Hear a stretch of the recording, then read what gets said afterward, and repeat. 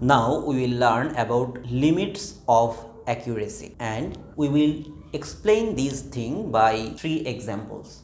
First example is an angle is 62 degree, correct to nearest degree, write down its lower bound and upper bound. First of all, the thing you should check here is nearest what? Nearest degree, that means nearest 1 degree. So you need to divide 1 by 2, you get 0.5. The lower bound will be 62 minus 0.5, that means 61.5 degree, and the upper bound will be 62 plus 0.5, that means 62.5 degree. This is the thing, lower bound and upper bound. What does it mean by an angle is 62 degree correct to nearest 1 degree? It means if the angle lies between 61.5 degree and 62.5 degree, then we will call this theta equal to 62 degree in nearest degree. This is the fact. Now let's see the second example. The mass of a bag of sugar is 1.5 kg correct to the nearest tenth of a kilogram.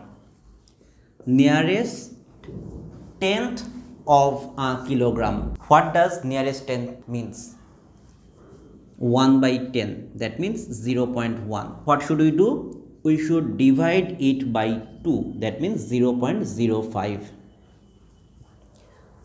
What will be our lower bound? The lower bound will be 1.5 minus 0.05, that means 1.45 kg.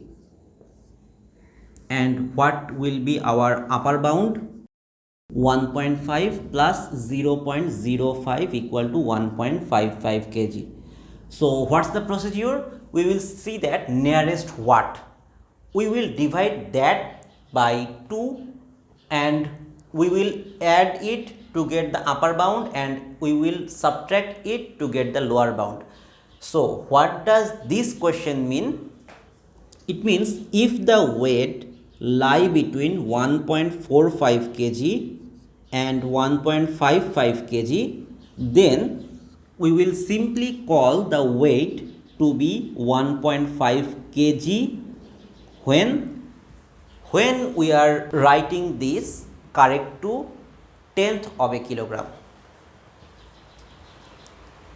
So let's go to our third example. The cost of a chair is $70 correct to nearest $10. Write its lower bound and upper bound. Nearest $10, so 10 by 2 equal to 5.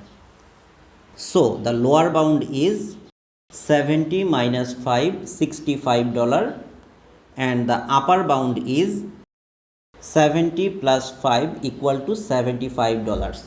That means when we have written the price of the chair is $70 correct to nearest $10, so the actual price of the chair is within the range of $65 to $75. This is the case of limits of accuracy, where we have learned the concept of upper bound and lower bound.